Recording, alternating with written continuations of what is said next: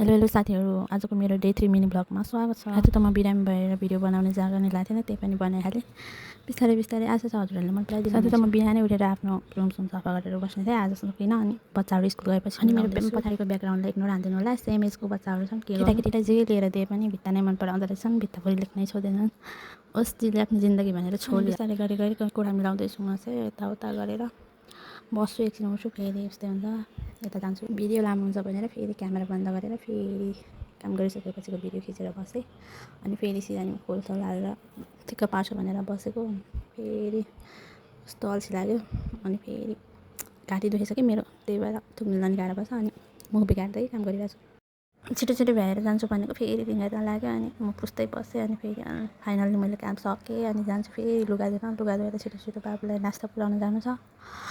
अनि बिस्तारै बिस्तारै गरेँ। आज त ढिला हुन्छ जस्तो छ भन्दै सोच्दै कपडा धोएँ। अनि फाइनल्ली कपडा पनि धोएर सकेँ। अनि त्यस पछाडि लागेँ म छिटो छिटो नास्ता बनाएर बाबुलाई। स्कुलमा त डान्स सिक्दै रहेछन्, भिडियो सुट गर्न लागि रहेछन्। एकछिन त्यहीँ डान्स हेर्ने बाहना थियो, हावा खाने चाहना थियो भने जस्तै भयो। एकछिन त्यहीँ टोलाएर बस्यौँ। अनि भिडियो पनि खिच्थेँ मजाले लाग्यो। अनि मलाई गाह्रो भइरहेको थियो। अनि फेरि जाऊँ घर भनेर हिँड्यौँ दुईजना बाटोमा। फेरि आज पनि ट्विनिङ ड्रेस भएछ हाम्रो।